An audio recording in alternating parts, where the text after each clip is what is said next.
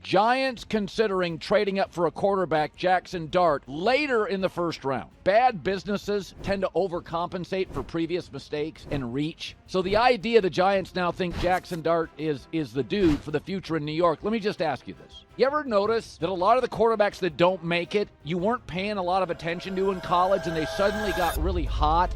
Carter, I'm not going to sit here and tell you that I'm actually like, oh my gosh, we got Jaxson Dart. I'm with you. We figured out all our problems. We traded away other picks to get a guy that I'm not sure is really a first-round pick. Okay, so those are my questions. Tell me if this sounds familiar. The New York Giants have taken a new franchise quarterback in the first round. He's a bit of a threat with his legs, he's praised as a high-character player, and there are serious questions about whether he'll translate to the NFL level. It sounds a bit like Daniel Jones, right?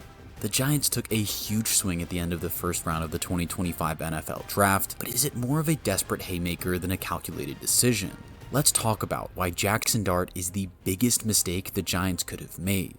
Going into the 2025 NFL Draft, there was very little consensus on the top quarterbacks. While we all pretty much knew that Cam Ward was going to the Titans with the first overall pick, no one knew for sure if he would actually be the best signal caller of the class. He was still selected at number 1, and while speculation was rampant around who would make the next move at the position, no one was budging.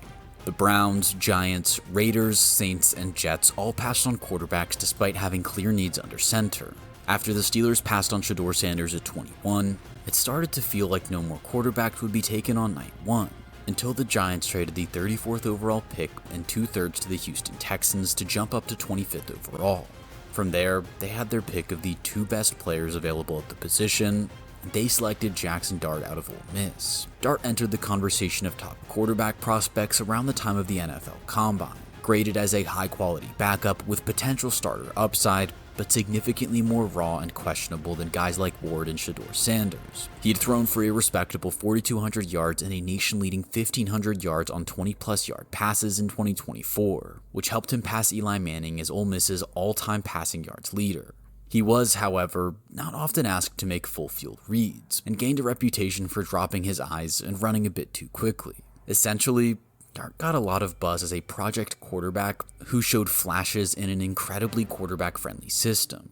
So, projection is the big word that comes to mind with his prospect profile. The decision to trade up so aggressively for Dart immediately puzzled most fans, as Sanders had often looked the more refined prospect, and the Giants had signed 2 veteran QBs, Russell Wilson and Jameis Winston, in free agency. Head coach Brian Daboll definitely made it all sound like part of the plan when he confidently said on draft night that Dart would not be the starter going into 2025.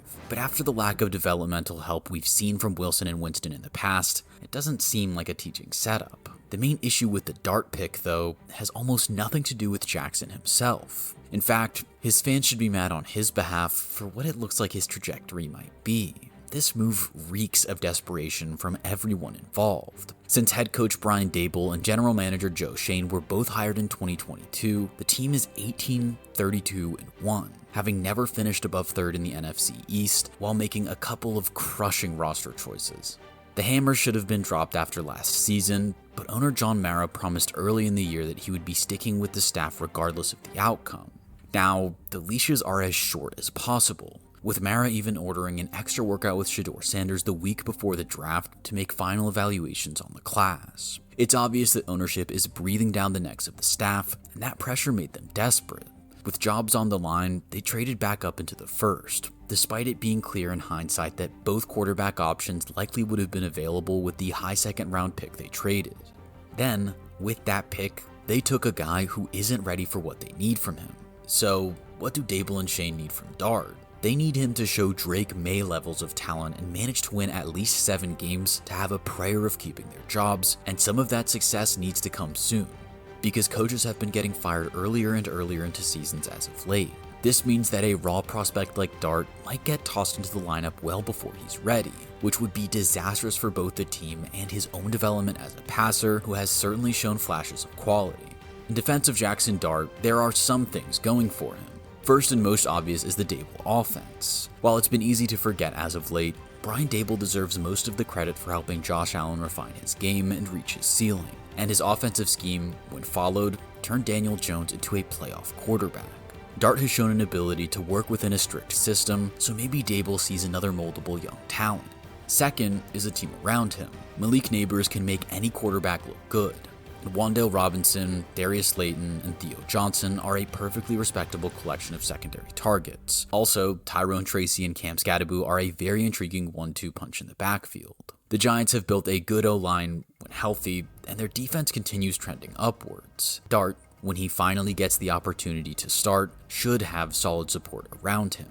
And that leads to the final point working in his favor. In theory, he should have plenty of time to get to grips with the NFL on the sidelines. Dart shouldn't be expected to start any time before midseason 2025, and even that's probably too soon. With Russ and Jameis on the team, he can observe and learn from Dable's system, and maybe he can have a Patrick Mahomes-like development cycle, sitting his entire rookie season.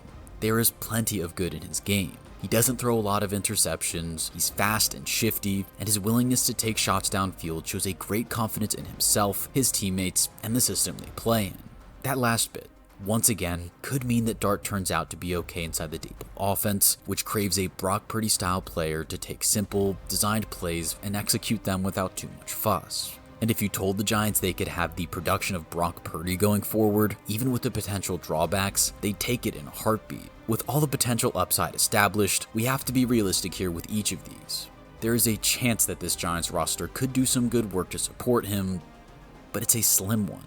There's not a lot of special talent on the offensive side beyond Neighbors, and it's meant to be the quarterback's job to lift everyone else up, which I don't quite see happening. Maybe the Giants go defense first and only need to score so many points, but that's a big question in today's game. And as for the sitting time, the issue of Dable and Shane's job once again rears its head, as they'll more than likely shove him out before he's ready to start. Dart is only 21 years old, and the jump from Ole Miss to the NFL is bigger than it was for Eli Manning. Besides, like I said earlier, do we see Russ or Jameis as great mentors? Besides Geno Smith, I challenge you to comment below a quarterback who shared a room with either guy who is better now than when they shared roster spots. While the Dable system is solid, the Giants only have one winning season and a single playoff win under him. And it's not like Dart is the physical talent that Josh Allen was, and without that athletic ability, the flaws in his tape become much clearer. First, he breaks down under pressure. That is to be expected while playing in the SEC against great pass rush units, but while he doesn't throw picks, he's not able to make plays when his protection breaks down. He gets sacked 20% of the time when pressured, which would put him among QBs like Kenny Pickett, Justin Fields, and, you guessed it, Daniel Jones. He packed a lot of numbers in on the deep ball, leading the nation comfortably with 1,517 yards and 17 touchdowns, but this came from more quantity over quality.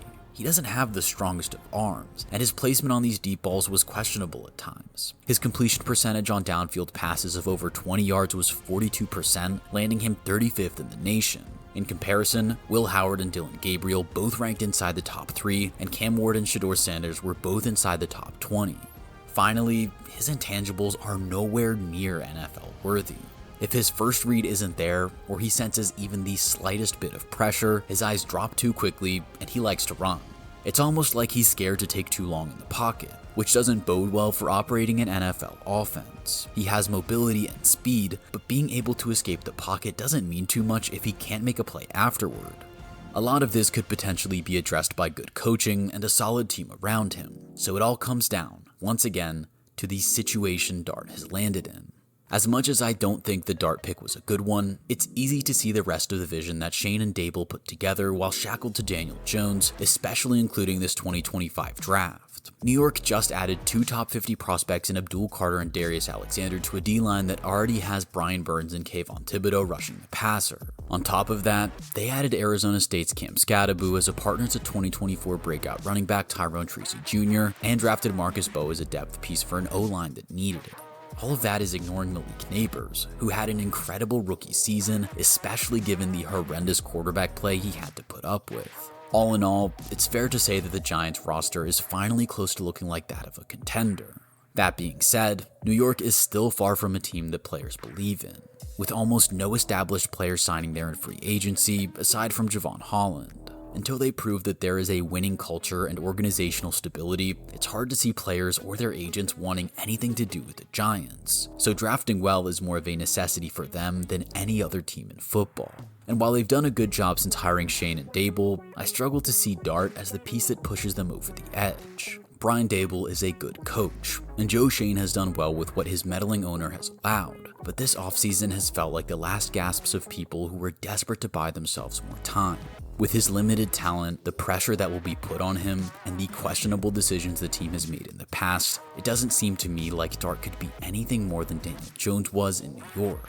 More dishearteningly though, this move seemingly takes the Giants out of the discussion to get either Drew Aller or Arch Manning in next year's draft, both of whom are far better than Dart or any quarterback in the 2025 class. At the end of the day, this move was short-sighted and desperate, and will go down in history as just another Giant mistake.